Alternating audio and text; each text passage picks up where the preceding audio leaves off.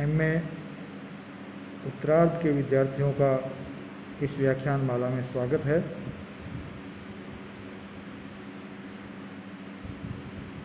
आज हम निबंध के तत्वों पर ही आगे बढ़ते हुए अभिव्यक्ति के आधार पर निबंध के तत्व कितने हो सकते हैं उस पर बातचीत करेंगे। इससे पहले हमने व्यक्तित्व के आधार पर निबंध के कितने भेद होते हैं वो देखे थे। आज हम देखते हैं कि व्यक्तित्व के आधार पर हमने निबंध के 3 भेद जाने थे। निबंध के तत्वों के 3 भेद जाने थे, भाव तत्व, बुद्धि तत्व और तीसरा था सौंदर्य तत्व।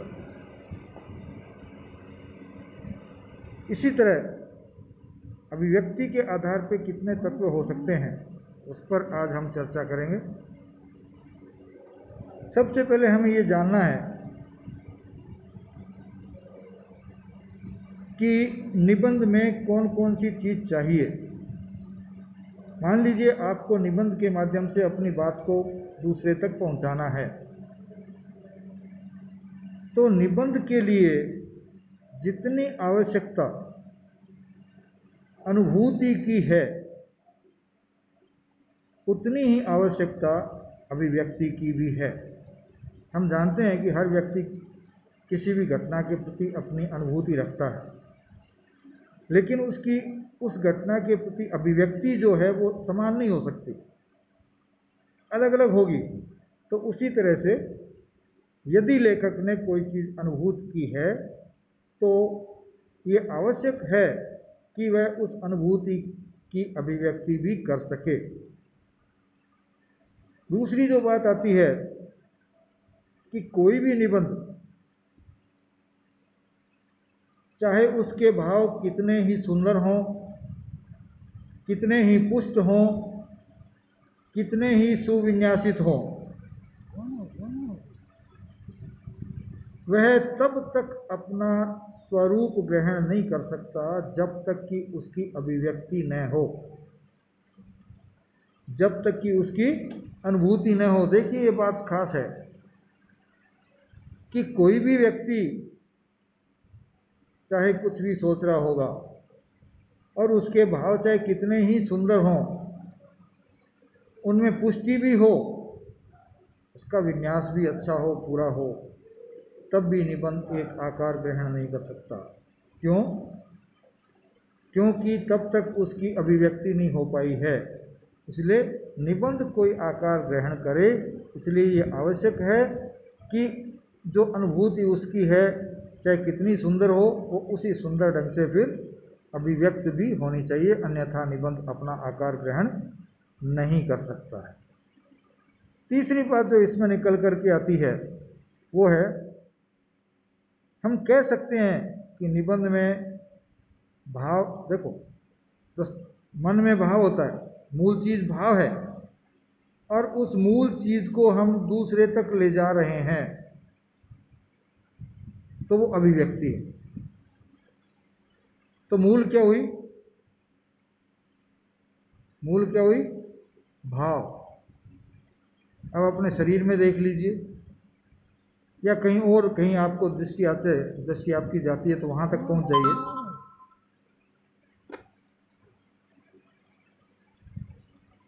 कि आपकी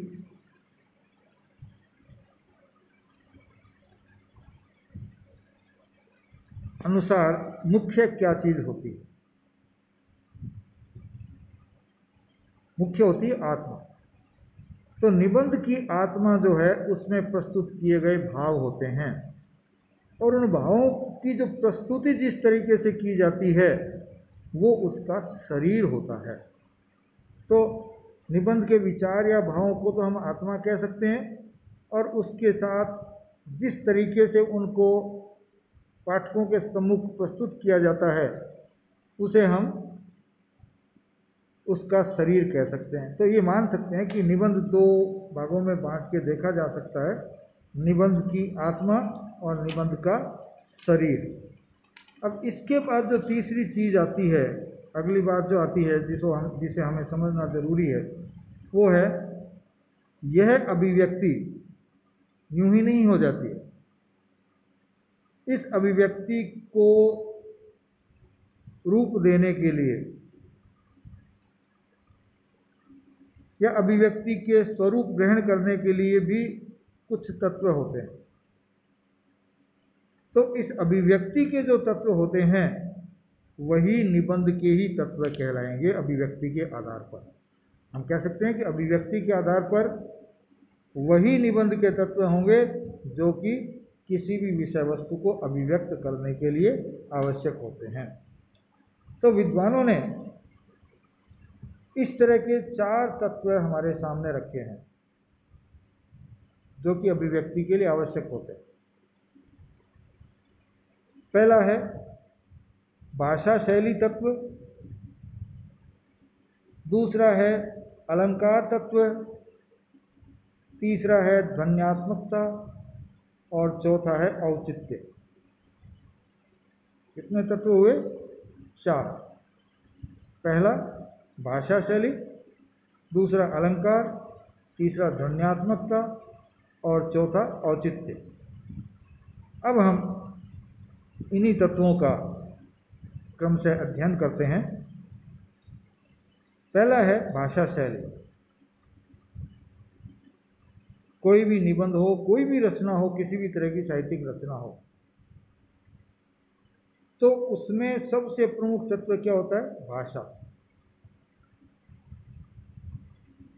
भाषा किस तरह से लिखी जा रही है, उस भाषा के आधार पर किस तरह से उसका विवेचन किया जा रहा है। अतः हम कह सकते हैं कि अभिव्यक्ति का एक प्रमुख तत्व निबंध है।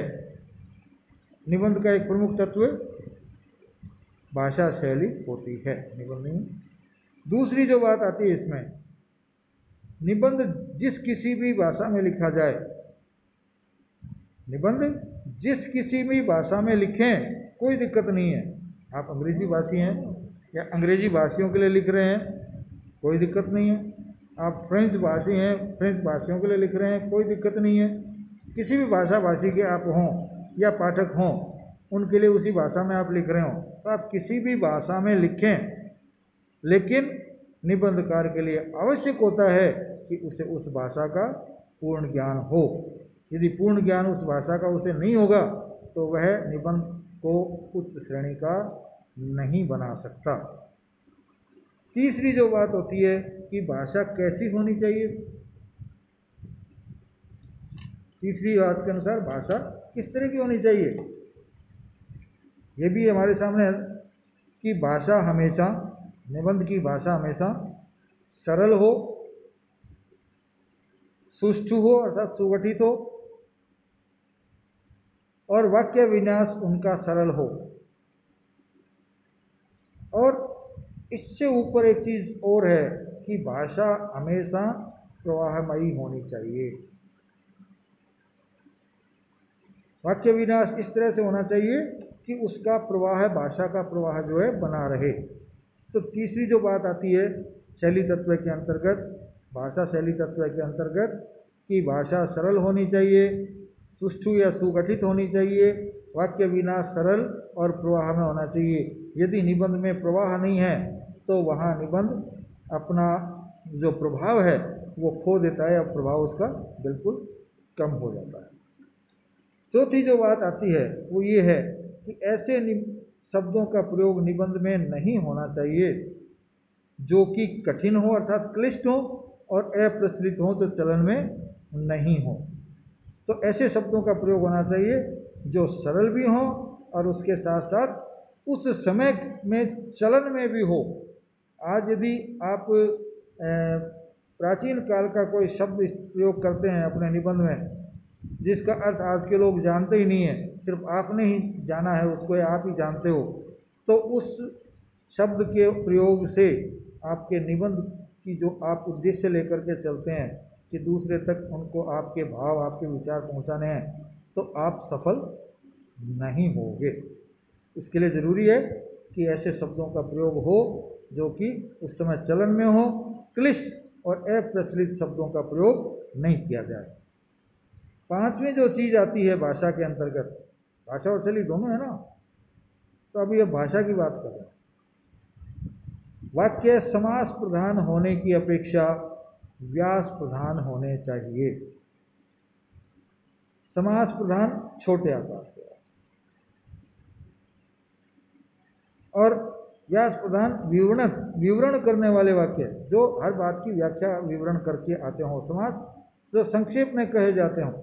तो निबंध की ये खासियत होती है कि निबंध में जो भाषा आप प्रयोग कर रहे हो वो भाषा समास प्रधान नहीं होनी चाहिए, बल्कि व्यास प्रधान अर्थात विवरणात्मक व्याख्यात्मक भाषा होनी चाहिए, जिससे कि लोग समझ सकें जिनके लिए कि आप निबंध लिख रहे हैं।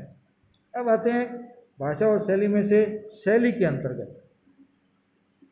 शैली कैसी होनी चाहिए? शैली हमेशा सुंदर व रोचक होनी चाहिए।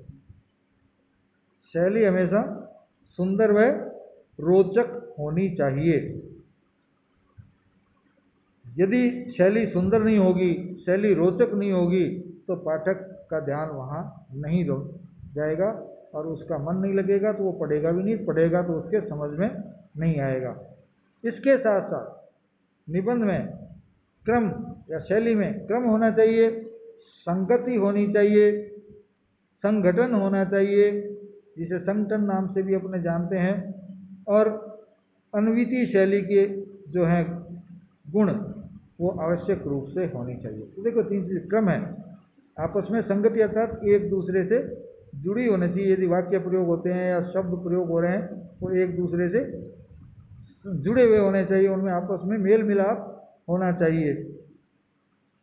और संगठन अर्थात एक दूसरे से जुड़े हुए और मजबूती से जुड़े हुए हों और एक दूसरे के साथ बिल्कुल मेल करके चलते हों कि आपने पहला वाक्य पढ़ा, पहला शब्द पढ़ा तो दूसरा वाक्य पढ़ा, दोनों का मेल हो जाए और दोनों का अर्थ आपको उसका समझ में आ जाए। तो ये गुण उनमें होना चाहिए, किसका?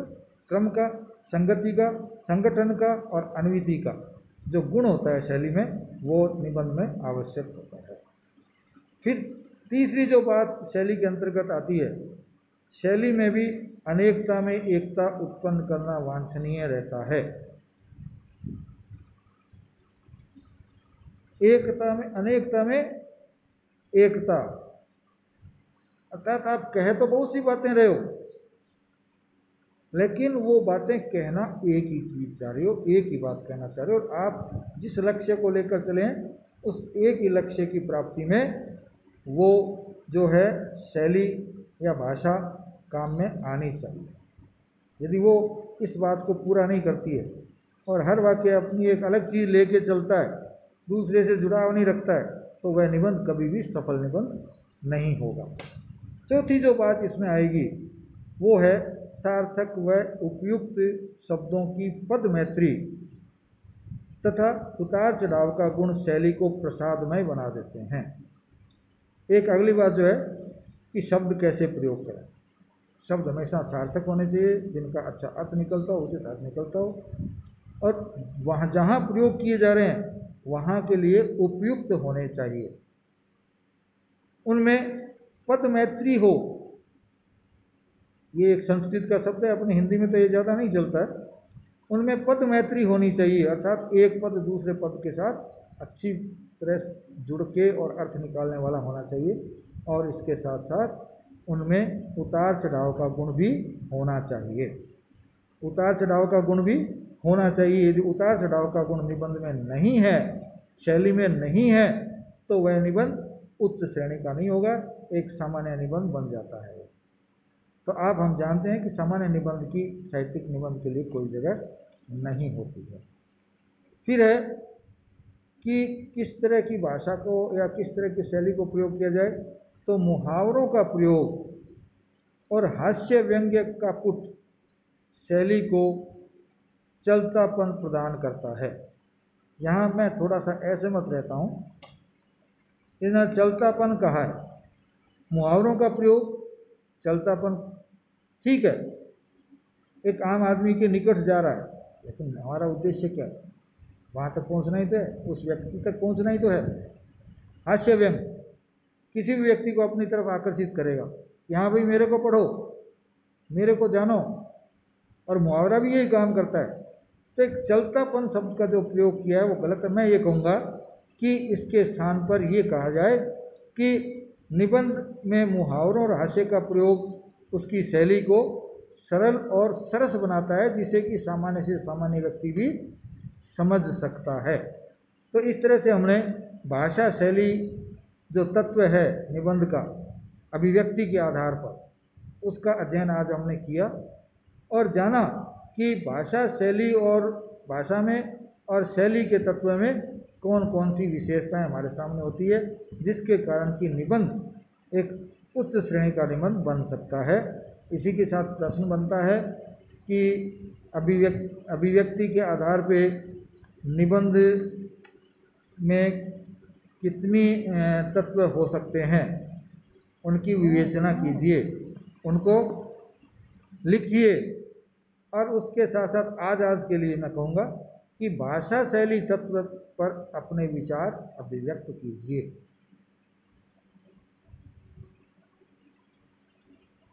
आप लोग आज भाषा शैली तत्व के बारे में जाना और इसके साथ साथ अभिव्यक्ति क्या है और अभिव्यक्ति क्यों आवश्यक होती है उसको भी देखा। अब प्रश्न भी बन सकता है कि अभिव्यक्ति की आवश्यकता क्यों होती है। मान लिया कि आपने अनुभूत तो बहुत कुछ कर लिया, बहुत अच्छा भी था, आपके मन में बहुत अच्छे अच्छे भाव भी मिल रहे हैं, उच्च स्तरीय हैं, लेकिन जब तक आप अभिव्यक्त नहीं कर पाओगे किसी चीज़ को, तब तक वो रचना का निर्माण नहीं कर पाएगी। कोई किसी भी तरह की साहित्यिक रचना हो, नहीं कर पाएगा निर्माण कब होगा? जब आप उसको अभिव्यक्ति देंगे, सबके समझ में बात आएगी। इसलिए आज मैं ये बात करते हुए अपने इस बातचीत को विराम देता हूँ और आप ये प्रश्न जो मैंने बताया है वो हल करने का प्रयास करेंगे। जय हिंद, धन्यवाद।